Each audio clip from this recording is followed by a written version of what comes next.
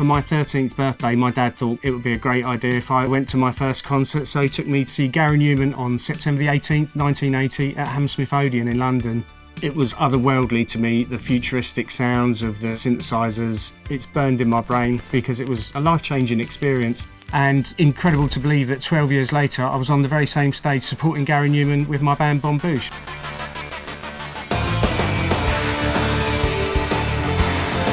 My name is Peter Steer. I'm an electro-rock musician. The most expensive thing about being a musician is taking a diesel van full of equipment into London. ULEZ charge, congestion charge. The Mustang Mach-E's brilliant for gigging. It costs me virtually nothing to drive in central London, and not many people can say that. It makes it a more enjoyable experience. I think the first thing that drew me was the shape of the car. Very futuristic looking. I thought, you know, this is the future. My best friend bought one and he said, go and test drive one, and I know what's going to happen if you do.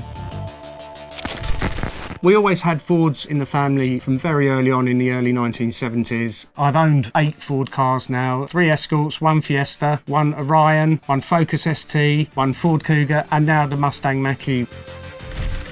Most inspiration for music is normally just sitting down with the equipment. Often a new piece of equipment will inspire you play a sound that you haven't heard before, or you'll get a new guitar and it will lead you to play in a certain way. Gear acquisition syndrome, which is what us musicians call it, and that started really early for me. I always wanted more gear, I wanted the newest gear. There are definitely parallels with the music business of the late 70s, early 80s and the current car industry. Rock music in the mid-70s had become a bit stale, and then synthesizers started to come along, obviously with Gary Newman and Ultravox. Bands like that were incorporating the new technology into their music. The technology turned over so quickly.